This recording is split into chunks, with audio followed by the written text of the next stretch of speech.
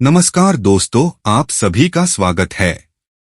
दोस्तों, इस वीडियो को लाइक जरूर करें और अगर आप चैनल पर नए हैं तो शास्त्र सनातन ज्ञान चैनल को सब्सक्राइब करें। अगर आप श्री विष्णु के भक्त हैं तो इस वीडियो को व्हाट्सएप फेसबुक पर शेयर जरूर करें ताकि श्री विष्णु आपकी हर एक मुराद को पूरा करेंगे। तो वीडियो को अभी के अभी शेयर जरूर कर दे, साथ ही साथ एक लाइक तो जरूर करिएगा। नमस्कार दोस्तों, आपका स्वागत है। दोस्तों, एक बार नारद जी भगवान श्री हरि विष्णु से मिलने के लिए क्षीर सागर पर पहुंचे और माता लक्ष्मी तथा भगवान विष्णु को प्रणाम करके पूछने लगे, हे प्रभु, यह पतिव्रता स्त्री कौन होती तथा कौन सी स्त्री पतिव्रता होती है? कौन से कार्य करने से पतिव्रता स्त्री का पतिव्रता धर्म नष्ट हो जाता है? मैं इस विषय पर जानना चाहता हूँ, कृपया आप मेरी दुविधा को दूर करें। तब भगवान विष्णु ने पतिव्रता स्त्रियों के 3 लक्षण बताए। जिस भी नारी के अंदर यह 3 लक्षण होते हैं उस स्त्री का वश शुद्ध होता है, उसके घर पर लक्ष्मी निवास करती है। उस नारी के पति के साथ ही पिता के भी इन दोनों कुल के लोगों को स्वर्ग की प्राप्ति होती है। जो स्त्रियां पतिव्रता होती है वह मृत्यु के पश्चात विष्णु लोक को प्राप्त करती है। पतिव्रता स्त्री की महानता का वर्णन करते हुए भगवान विष्णु ने एक अत्यंत पवित्र कथा सुनाई है। इस कथा का श्रवण करने मात्र से ही व्यक्ति के सभी पाप नष्ट होते हैं। जो व्यक्ति ध्यान मग्न होकर इस कथा को सुनता है, भगवान विष्णु उसके 32 अपराध माफ करते हैं। इसीलिए प्रति एक मनुष्य को इस कथा को ध्यान से सुनना चाहिए। शुरू करने से पहले आप सभी से विनती है कि आप कमेंट में जय श्री हरि विष्णु जरूर लिखें, साथ ही इस वीडियो को लाइक करें और चैनल को सब्सक्राइब जरूर करें ताकि आपको ऐसी ही आध्यात्मिक जानकारी प्राप्त हो। दोस्तों, प्राचीन काल की बात है। मध्य देश में एक अत्यंत शोभायमान नगरी थी।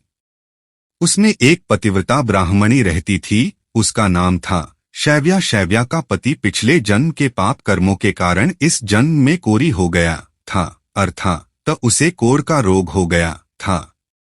उसके शरीर में बहुत सारे जख्म हुए थे जिनसे सदा ही पास निकलता रहता था। अपने पति की ऐसी दुर्गति देखकर भी शैव्या ने अपने पति का साथ नहीं छोड़ा और निर्मल भाव से वह अपने पति की सदा सेवा करती रहती थी। पति के मन में जो इच्छा होती उसे वह नारी अपनी शक्ति के अनुसार अवश्य ही पूर्ण करने का प्रयास करती थी। शैव्या प्रतिदिन देव पूजा की तरह ही अपने पति की पूजा करती थी और अपने मन की सभी इच्छाओं का त्याग करके अपने पति के प्रति विशेष स्नेह रखती थी। फिर एक दिन शैव्या के पति को रास्ते से जाती हुई एक अत्यंत सुंदर वेश्या दिखाई दी। उस सुंदर वेश्या को देखकर उसका पति काम वासना से भर गया और उस वेश्या पर मोहित हो गया। उस वेश्या के सुंदर रूप ने उस ब्राह्मण को पूरी तरह से अपने वश में कर लिया। उसके रूप को देखते ही वह आहें भरने लगा, लंबी लंबी सांस खींचने लगा और जब वह वेश्या उसकी नजरों से दूर चली गई तो वह बहुत दुखी हो गया। अपने पति की आवाज सुनकर वह पतिव्रता तुरंत दौड़ाती हुई घर से बाहर आ गई और अपने पति से पूछने लगी, है साथ क्या हुआ? आप इतने उदास क्यों हो गए? आपने लंबी लंबी सांसें कैसे खींची? आपको जो भी कष्ट है मुझे बताइए। जो भी कार्य हो आप मुझे बताइए, वह मैं पूर्ण करने का प्रयास अवश्य करूंगी। हे प्राणनाथ, एकमात्र आप ही मेरे गुरु है, प्रियतम है। पत्नी के इस प्रकार से पूछने पर उसके पति ने कहा, हे प्रिय, मुझे जो चाहिए वह तुम नहीं दे सकती। तुम ही क्या, कोई भी मुझे नहीं दे सकता, इसीलिए उस पर व्यर्थ बात करना उचित नहीं है। इसीलिए तुम रहने दो। फिर वह पतिव्रता बोली, हे नाथ, मुझे विश्वास है कि मैं आपके कार्य को अवश्य सिद्ध कर सकती हो। आप केवल मुझे आज्ञा देने का कष्ट करे। मैं अपनी पूरी शक्ति लगाकर उस काम को पूरा करूंगी। उस कार्य को पूर्ण करने के लिए जो भी उपाय हो मैं करूंगी। अगर मैं आपके इस कार्य को पूरा कर सकी तो इस लोक में और परलोक में मेरा कल्याण होगा। फिर शैव्या के कोढ़ी पति ने कहा, हे प्रिय, ठीक है, बताता हूँ। अभी अभी इस रास्ते से एक अत्यंत सुंदर वेश्या जा रही थी। उसका शरीर अत्यंत सुंदर और मनमोहक था, जिसे देखकर मेरा हृदय काम आदमी से भर गया है। यदि तुम ऐसा कोई उपाय करो जिससे वह सुदर वेश्या मुझे प्राप्त हो जाए तो मेरा जन्म सफल हो जाएगा। हे देवी, तुम उससे मेरा मिलन करवाकर मेरी कामाग्नि को शांत करो। पति के द्वारा ऐसा कहने पर वह शैव्या अत्यंत दुखी हुई और बोली, हे नाथ, आप धैर्य रखिए, मैं आपके इस कार्य को अवश्य सिद्ध करूंगी और उस वेश्या से आपका मिलन करवाएगी। इतना कहकर उस पतिव्रता नारी ने मन ही मन कुछ विचार किया और फिर रात्रि के अंतिम प्रहर में उठकर वह गोबर और झाड़ू लेकर घर से चली गई। जाते समय उसके मन में बड़ी प्रसन्नता थी। फिर वह उस वेश्या के घर पर पहुंच गई और उसने उस वेश्या के घर के आंगन में झाड़ू लगाया और गोबर से लीपकर उसका आंगन अत्यंत सुंदर बना दिया और लोगों की नजर पड़ने से पहले ही शीघ्रता से अपने घर को लौट कर आ गई। इस प्रकार से उस पतिव्रता स्त्री ने 3 दिनों तक उस वेश्या के घर के आंगन में झाड़ू लगाया और गोबर से लीपकर उसका आंगन स्वच्छ किया। उधर वह वेश्या अपने आंगन को देखकर अपने सेवकों से पूछने लगी, अरे वाह, आज आंगन की इतनी बढ़िया सफाई किसने की है?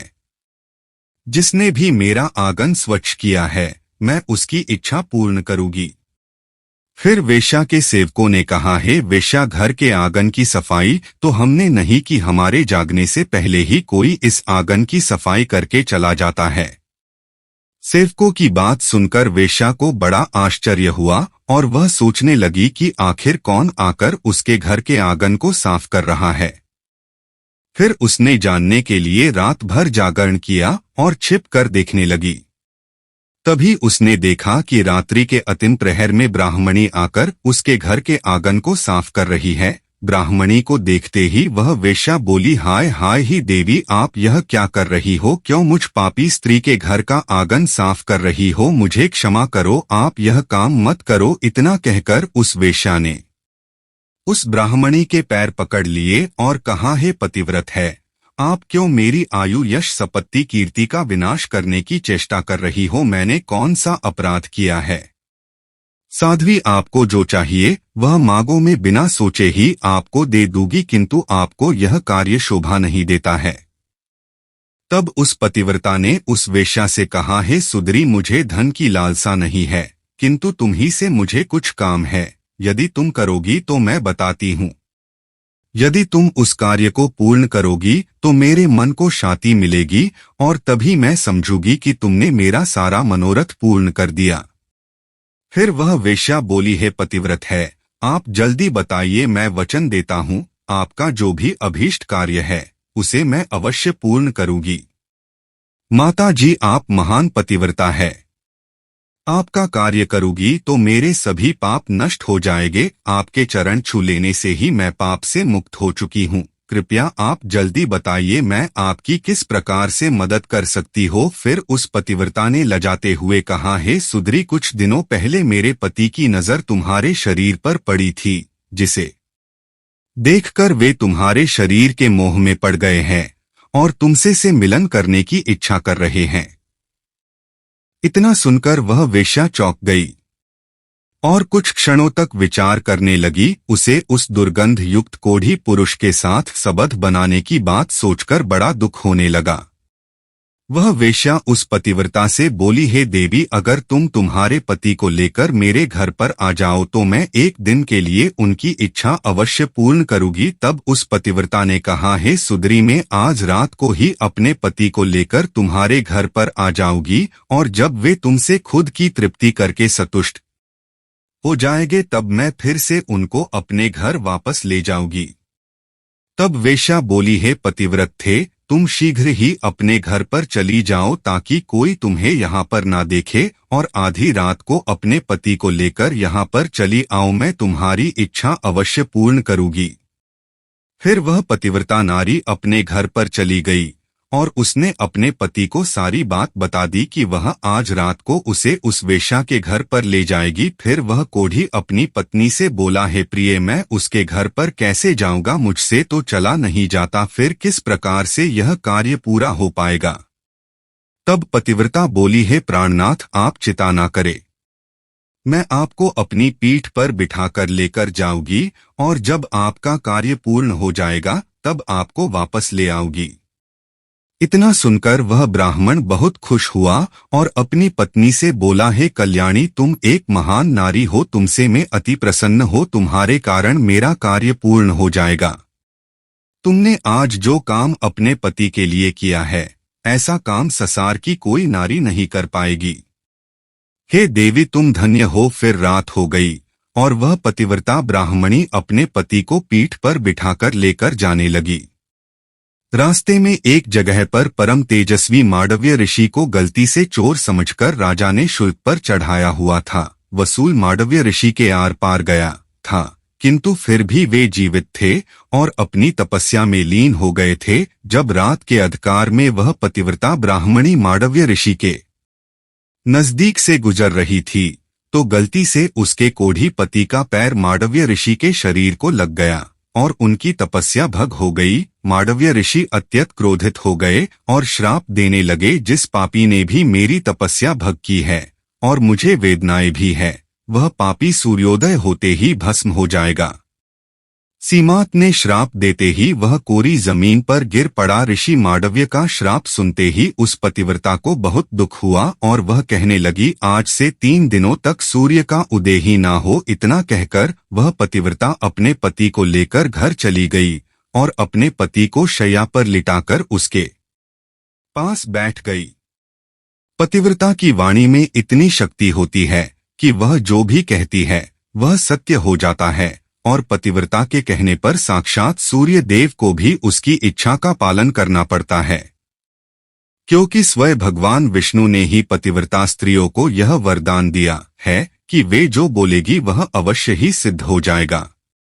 फिर 3 दिनों तक सूर्योदय नहीं हुआ। सारा संसार अंधकार में चला गया और तीनों लोकों में इसकी खबर फैल गई। यह दृश्य देखकर सभी देवता ब्रह्मा जी के पास गए और सूर्य के उदय न होने का कारण पूछने लगे। तब ब्रह्मा जी ने देवताओं को उस ब्राह्मणी और मांडवी ऋषि का सारा वृतांत सुना दिया। फिर सभी देवता ब्रह्मा जी के साथ दिव्य विमानों में बैठकर उस पतिव्रता नारी के घर के पास चले गए। ब्रह्मा जी ने उस पतिव्रता नारी से कहा, हे माता, तुम्हारे कहने से सूर्य का उदय होना रुक गया है, जिससे संपूर्ण सृष्टि खतरे में आ गई है।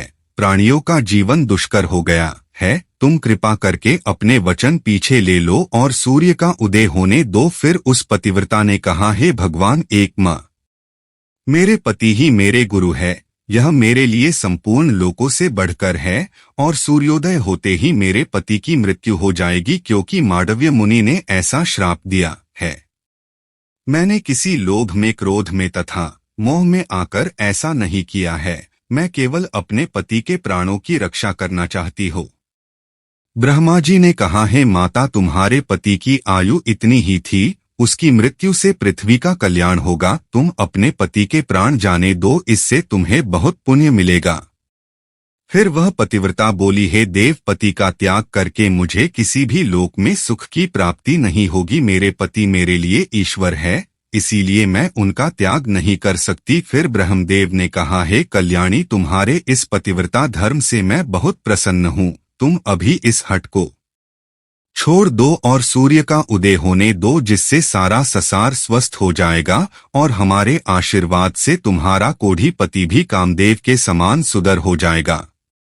ब्रह्मा जी द्वारा ऐसा कहने पर उस पतिव्रता ने थोड़ी देर विचार किया और उसके बाद हाँ कहकर स्वीकृति दे दी और फिर सूर्य का उदय हुआ। फिर मांडव्य मुनि के श्राप के कारण तुरंत ही उसका पति जलकर भस्म हो गया और फिर उसकी राख से अत्यंत सुंदर कामदेव का समान रूप वाला उस का पति बाहर आकर खड़ा हो गया।